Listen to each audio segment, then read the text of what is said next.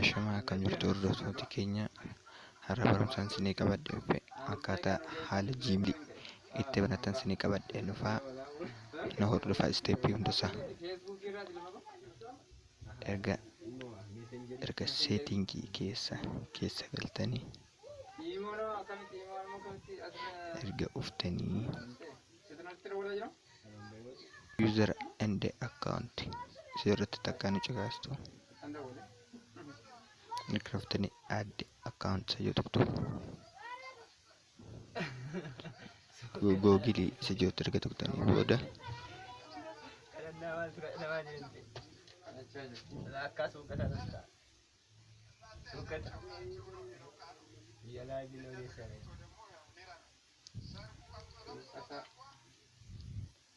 erga hala kanan search go isini video boda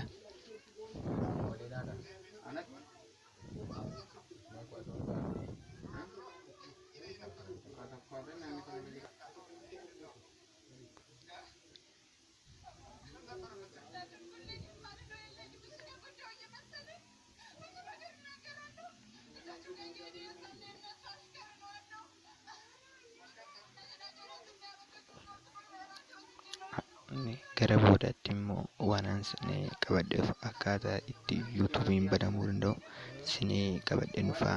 Amma kun haala kana arganii fidee booda create account isa jedhu takkaan nu caqastu. Erga nu caqastan for myself filattu qabadhee jiru.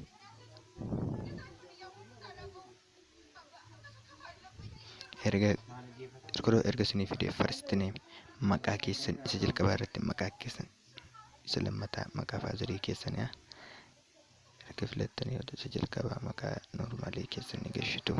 Fakkeenyaaf kun haala kanaan siniin banaa.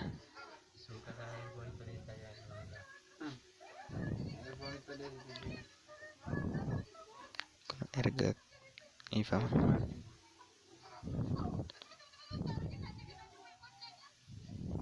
kun erga maqaa kana erga barreeffatan isti maqaa faazarii barreessitu ana macheeki waan ta'eef rakkoo hin qabu.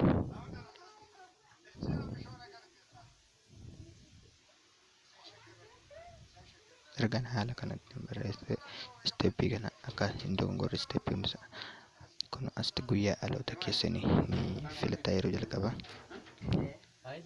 Asitti immoo guyyaas gaafataa rakkoo hin qabu. Asitti garuu wanti dogongoruu qabne umurii 18 ol ta'uu qaba erga galchitanii booda. Kana filatanii dhiiraaf kan ta'u meelii durbaaf garuu fiimeelii waan ta'eef dhiira waan ta'eef meelii gasheedha.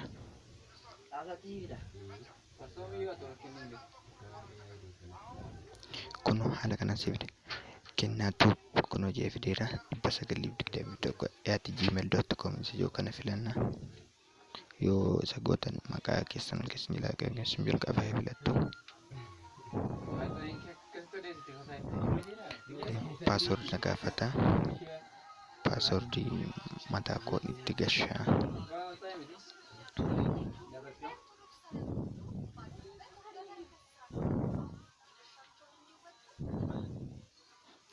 Erga digitii 8 gashattanii booda dirqama digitii 8 ta'uu gashuu qabdu.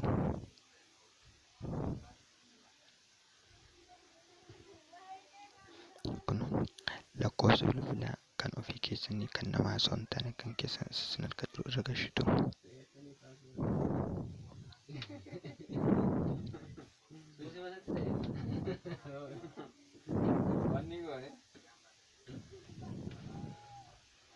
Kun erga haala kanaa fidee nagistinii jettu.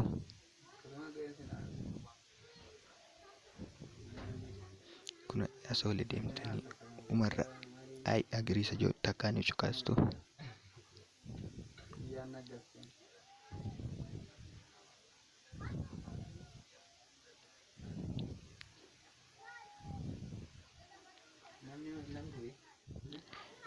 Hordoftoota keenya yuutuubii kana akka subscribe gootan sin gaafannaa. Subscribe, share, like akka gootan anteennaa kun haala kanaan ni banata.